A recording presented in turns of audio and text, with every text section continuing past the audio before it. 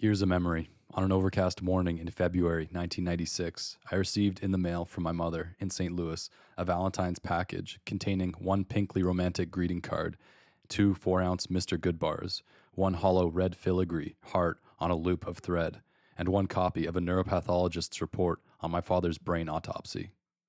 I remember the bright gray winter light that morning. I remember leaving the candy, the card, and the ornament in my living room, taking the autopsy report into my bedroom, and sitting down to read it. The brain, it began, weighed 1,255 grams and showed parasagittal atrophy with sulcal widening.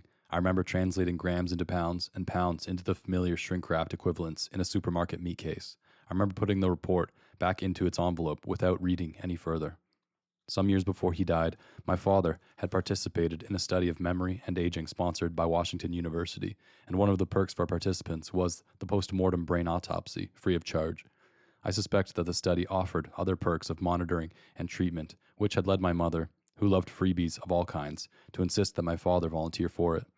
Thrift was also probably her only conscious motive for including the autopsy report in my Valentine's package.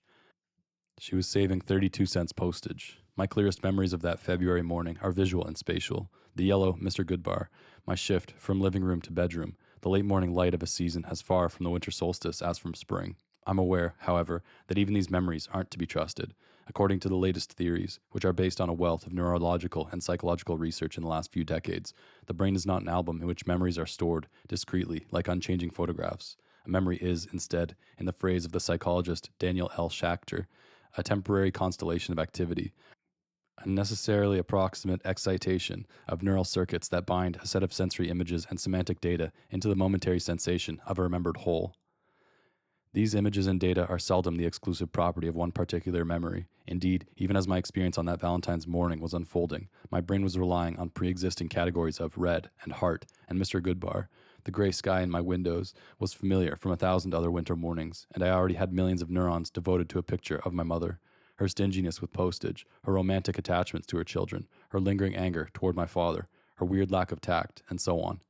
What my memory of that morning therefore consists of, according to the latest models, is a set of hardwired neuronal connections among the pertinent regions of the brain, and a predisposition for the entire constellation to light up, chemically, electrically, when any one part of the circuit is stimulated. Speak the words, Mr. Goodbar, and ask me to free associate, and if I don't say Diane Keaton, I will surely say brain autopsy. My Valentine's memory would work this way, even if I were dredging it up now for the first time ever. But the fact is that I've re-remembered that February morning countless times since then.